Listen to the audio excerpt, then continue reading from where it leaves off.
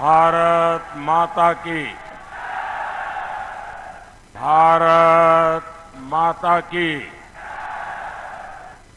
आप सभी को मोदी की राम राम।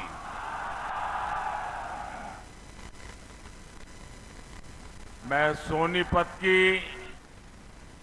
पवित्र भूमि को प्रणाम करता हूं।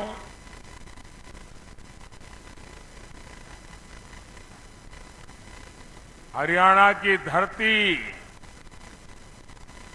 युद्ध में भी गीता का ज्ञान सुनाती है। जब मुकाबला सत्य और असत्य के बीच में हो तो विजय सत्य की ही होती है।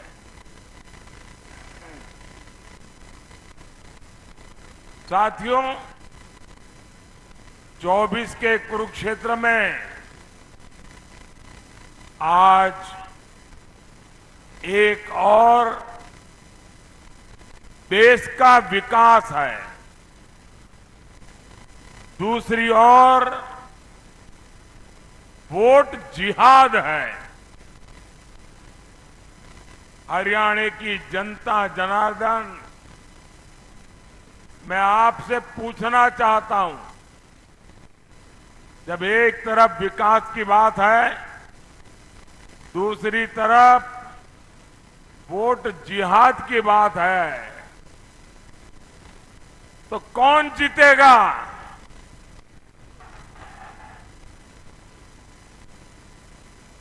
आपके जवाब ने तय कर दिया है। फिर एक बार फिर एक बार फिर एक बार तो 4 जून को ये मुत्तूराम की जलेबी का क्या होगा?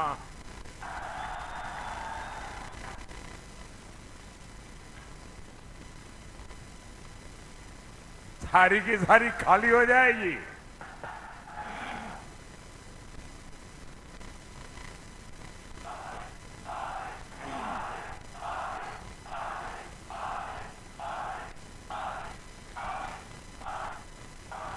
साथियों, कांग्रेस 10 साल से सत्ता से बाहर है और इसलिए पूरी तरह बौखला रही है। इन्हें वो पुराने दिन याद आ रहे हैं जब शाही परिवार रिमोट कंट्रोल से सरकार चलाता था। देश की सारी योजनाएं एक ही परिवार के नाम पर होती, एक परिवार के सिवाय कुछ नहीं। योजनाओं के नाम पर देश का पैसा कहां जाता था? ये भ्रष्ट लोगों की तिजोरियों में जाता था। कैसे कैसे घोटाले होते थे, करोड़ों के नहीं, हजारों करोड़ के नहीं, लाखों करोड़ रुपए के घोटाले होते। साथियों, नाम बदलने से असलियत नहीं बदलती है। ये इंडी गठबंधन वाले वही भ्रष्टाचारी और घोटालेबाजों की जमात है। इन्हें किसी भी कीमत पर सत्ता चाहिए, और कीमत क्या है? देश की सुरक्षा, देश की स्थिरता, देश का सम्मान। और 5 साल में 5 प्रधानमंत्री, ये इनकी सरकार चलाने का फॉर्मूला है। और कल तो इंडिया अलायंस के एक नेता ने मीडिया वालों को भी बताया कि 5 साल 5 प्रधानमंत्री। अब मुझे बताइए भैया, ये 5 साल 5 प्रधानमंत्री से देश का कुछ भला होगा क्या? ये हर साल नया प्रधानमंत्री आएगा तो क्या करेगा? क्या करेगा? 5 साल में 5 प्रधानमंत्री क्या करेंगे? अरे इनसे जरा पूछिए, ये प्रधानमंत्री का पद क्या हमारे मुतराम की जलेबी है क्या?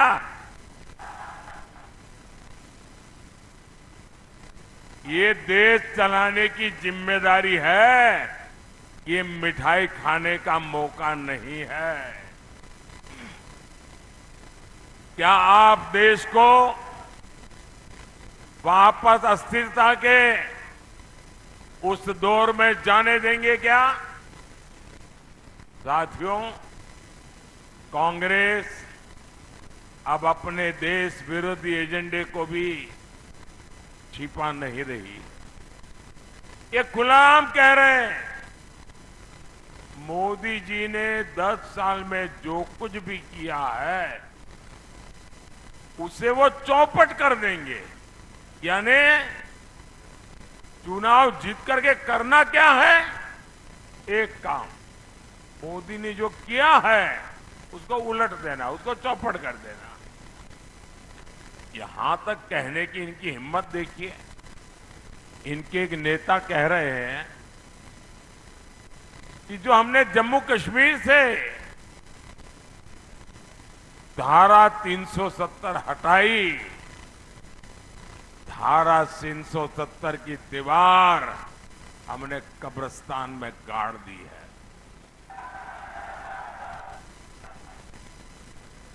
ये कहते हैं कश्मीर में फिर से वो 370 को लगाएंगे, यानी फिर से आतंकवाद को खुली छूट, फिर से कश्मीर में खून खराबा।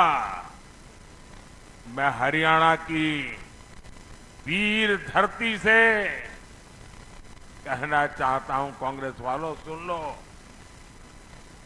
अब कश्मीर में लहराएगा तो केवल हमारा तिरंगा लहराएगा।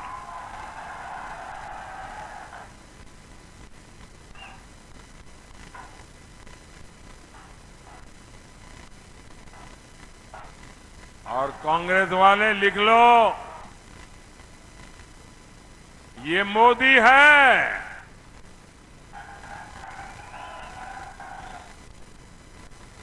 ये 370 को वापस लाने के सपने छोड़ दो। और अगर कोशिश करोगे ना, लेने के देने पड़ जाएंगे।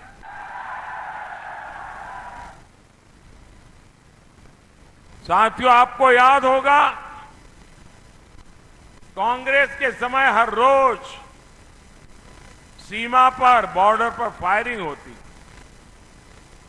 और मीडिया में हमेशा हेडलाइन चलती थी, सीज फायर तोड़ा, सीज फायर तोड़ा, और गिनती होती थी, इतनी बार तोड़ा, इतनी बार तोड़ा।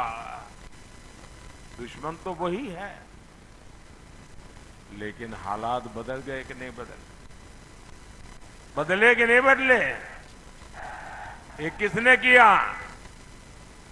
ये किसने किया? ये हालत किसने बदले?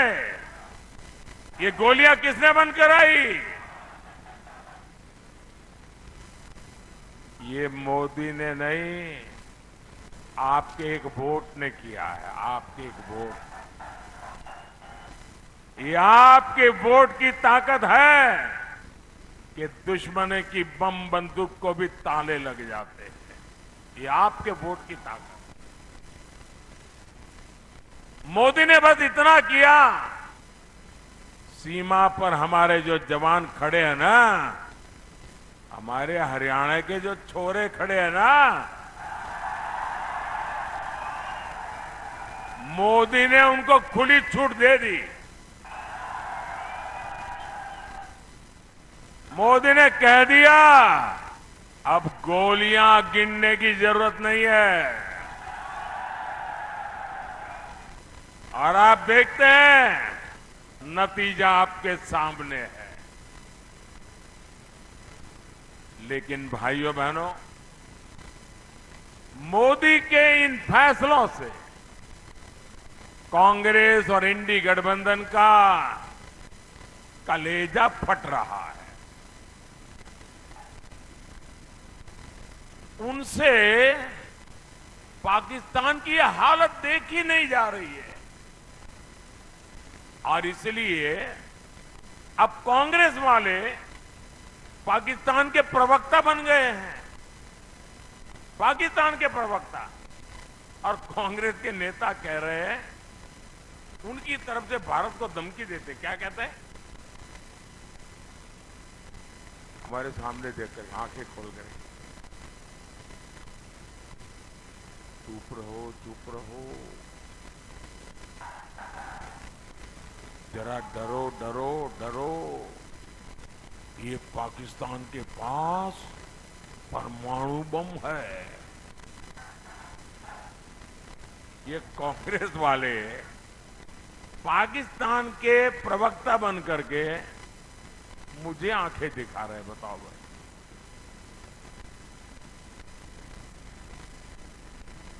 इसका मतलब अभी तक वो मोदी को पहचान नहीं पाए हैं।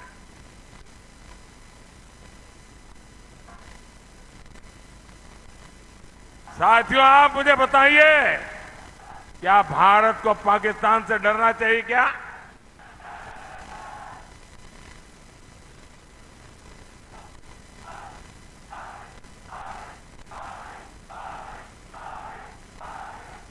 ये मोदी का दौर है।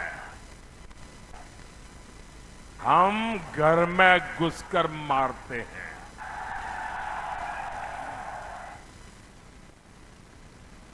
कांग्रेस सारे पैतरे केवल तुष्टीकरण के लिए चल रही है। इन्होंने जो घोषणा पत्र बनाया है वो पूरा का पूरा मुस्लिम लीग वाला घोषणा पत्र है।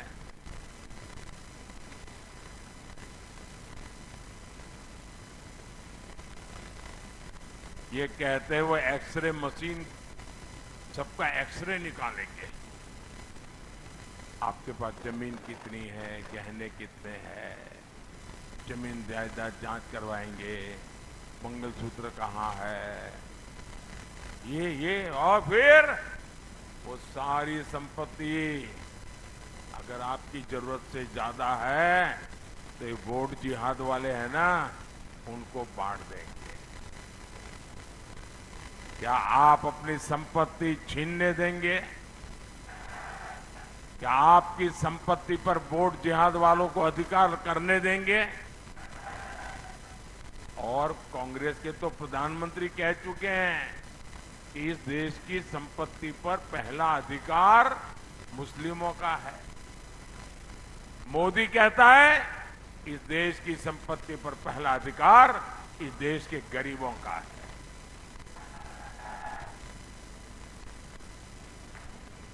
ये लोग आपकी आधी कमाई हड़पने की बात करते हैं।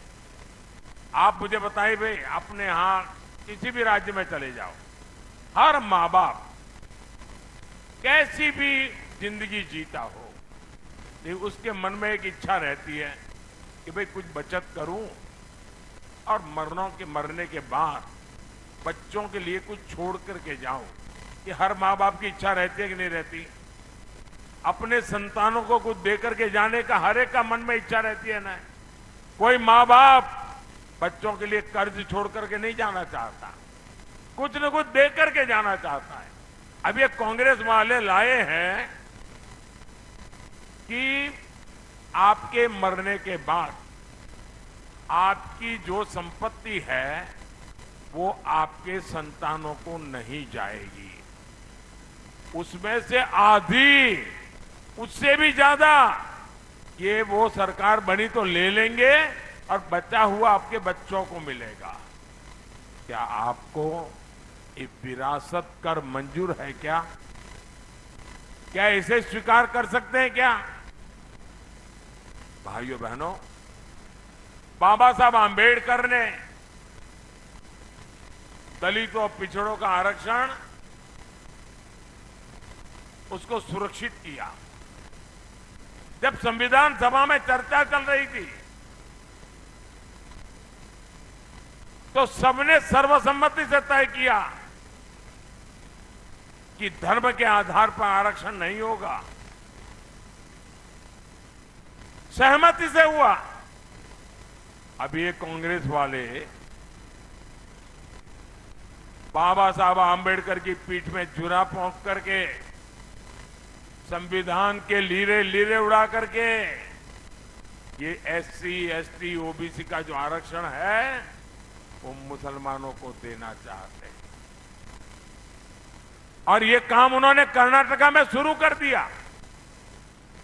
कर्नाटका में क्या किया उन्होंने? उनकी सरकार बनने के बाद वहां जितने भी मुसलमान हैं, जितने भी मुसलमान, कितना धनी हो, अमीर हो, पैसे वाला हो, ऊंचा हो, कोई भी हो, सबको रातों रात उन्होंने ओबीसी घोषित कर दिया। एक कागज पे थप्पा मार के कह दिया सब ओबीसी है। तो परिणाम ये आया कि ओबीसी को जो आरक्षण मिला हुआ था उसमें से डाका डाल दिया, एक बहुत बड़ा हिस्सा लूट लिया और जो ओरिजिनल ओबीसी है वो हाथ घिसते रह गए। अब यही मॉडल पूरे देश में लागू करना चाहते हैं। क्या आपको ये मंजूर है? क्या ये होने देंगे? क्या ऐसे लोगों को सरकार में आने देंगे? क्या ऐसे इंडी गठबंधन वालों को हरियाणा में एक भी सीट मिलनी चाहिए? क्या साथियों, इंडी गठबंधन वालों को आपकी भावनाओं की कोई परवाह नहीं है। अब आप देखिए, अयोध्या में 500 साल के इंतजार के बाद प्रभु राम का मंदिर बनाने की प्रतीक्षा पूरी हुई।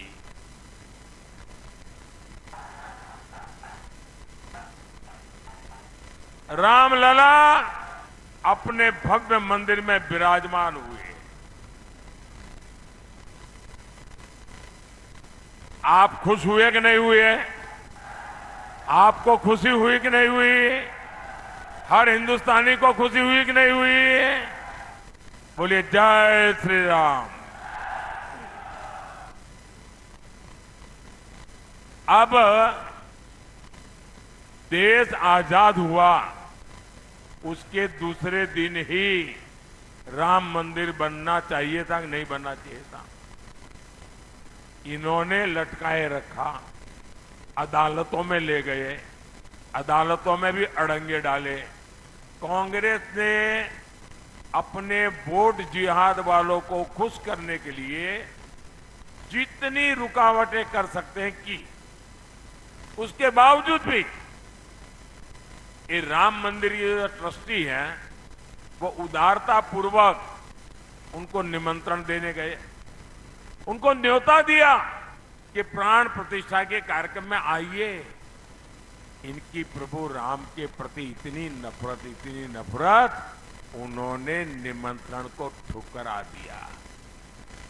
जिन्होंने रामलला का निमंत्रण ठुकरा दिया, क्या उन्हें आप कोई स्वीकार कर सकते हैं? क्या दूसरी तरफ दूसरा उदाहरण, इकबाल अंसारी नाम के व्यक्ति जो जीवन भर राम मंदिर के खिलाफ अदालत में केस लड़ते थे, उनके पिताजी भी लड़ते थे और बाबरी मस्जिद के लिए लड़ते थे, लेकिन जब अदालत का निर्णय आ गया तो उन्होंने कहा अब मेरी लड़ाई पूरी हो गई। और राम मंदिर वाले जब उनको निमंत्रण देने गए तो इकबाल अंसारी जीवन भर हिंदुओं के खिलाफ अदालत में लड़े थे, लेकिन जब राम मंदिर का निमंत्रण मिला तो खुद आकर के वहां बैठे और पूरे कार्यक्रम में हिस्सा लिया। अब एक तरफ है इकबाल अंसारी, दूसरी तरफ है कांग्रेस जो रामलला का निमंत्रण ठुकरा देती है। भाई ऐसी कांग्रेस को कोई स्वीकार करेगा क्या? हरियाणा स्वीकार करेगा क्या? साथियों, इंडी गठबंधन के नेता खुलेआम ऐसी बातें करते हैं। वो कहते हैं राम मंदिर तो बेकार है, और कांग्रेस के एक नेता जो अभी वहां से निकल करके बाहर निकले हैं, उन्होंने कहा कि वहां तो जब अदालत का निर्णय आया तो चर्चा थी कि ये अदालत के निर्णय को कैसे उलट किया जाए और रामलला को वापस टेंट में कैसे भेजा जाए, उसकी योजना चल रही थी। मैं आपसे पूछना चाहता हूं कि आप कांग्रेस और इंडी वालों की जहरीली राजनीति को कामयाब होने देंगे क्या? इन्हें जवाब मिलेगा कि नहीं मिलेगा? साथियों, सरकार जब ईमानदार होती है तो उसका सबसे बड़ा लाभ हमारे नौजवानों को होता है। हमारे हरियाणा के युवाओं के पास पहले भी भरपूर क्षमता थी, लेकिन आज वही युवा खेलों में अपना झंडा गाड़ रहा है। मोदी ने 2014 में सरकार में आने के बाद खेलों का बजट 3 गुना बढ़ा दिया है, और मोदी कहता है खूब खेलो, खूब मेडल ले आओ। देश में एक से बढ़कर एक ट्रेनिंग सेंटर बनाने हो, अपने खिलाड़ियों को विदेश में ट्रेनिंग दिलवानी हो, मोदी सरकार खिलाड़ियों को सुविधा देने के लिए एक पैसे का मुंह नहीं देखती है। आज हजारों खिलाड़ियों को टॉप जैसी योजना का लाभ मिल रहा है। इसके तहत हर खिलाड़ी को भारत सरकार हर महीने 50,000 रुपए से ज्यादा दे रही है। ऐसे ही प्रयासों का नतीजा है ओलंपिक्स में भारत ने अब तक सबसे ज्यादा मेडल जीते। एशियन खेलों में तिरंगे की धाक बढ़ी है। यूनिवर्सिटी गेम में हमने रिकॉर्ड बनाया है। साथियों, भारत अभी से 2036 ओलंपिक भारत में लाने के लिए योजना करके काम कर रहा है। आप देखिएगा कुछ ही साल में भारत में पहला ओलंपिक भी हम होता हुआ देखेंगे दोस्तों, और उसमें तिरंगे की धूम होगी। उसमें हम हरियाणा और सोनीपत के युवाओं को देश के लिए सोना लाते देखेंगे। साथियों, आप लोग मुझे जानते हैं, मैंने सालों तक हरियाणा की रोटी खाई है। यहां की माताओं बहनों का मुझ पर कर्ज है। ये कर्ज मोदी अपनी मेहनत से लौटाएगा, और इसलिए हरियाणा का विकास ये मोदी का सपना नहीं, मोदी का संकल्प है। जो 60 साल में नहीं हुआ वो 10 साल में मोदी ने करके दिखाया है। आज अकेले हमारे हरियाणा से 12 एक्सप्रेसवे गुजर रहे हैं। 12 एक्सप्रेसवे, इनमें से 4 एक्सप्रेसवे सोनीपत के पास से गुजर रहे हैं।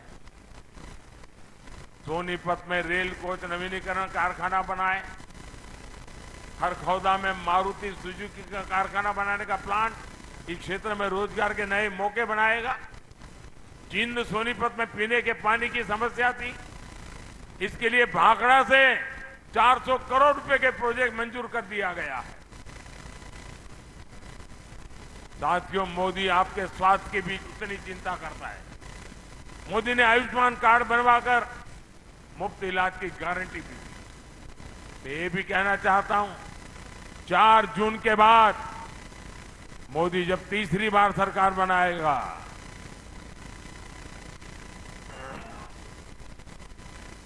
तो आपके परिवार में 70 साल से ऊपर के जो भी लोग हैं, 70 साल के ऊपर के आपके माता पिता, दादा दादी, नाना नानी, चाचा चाची जो भी है, अब इनके बीमारी में इलाज का जिम्मा आपका नहीं, कि आपका बेटा मोदी करेगा।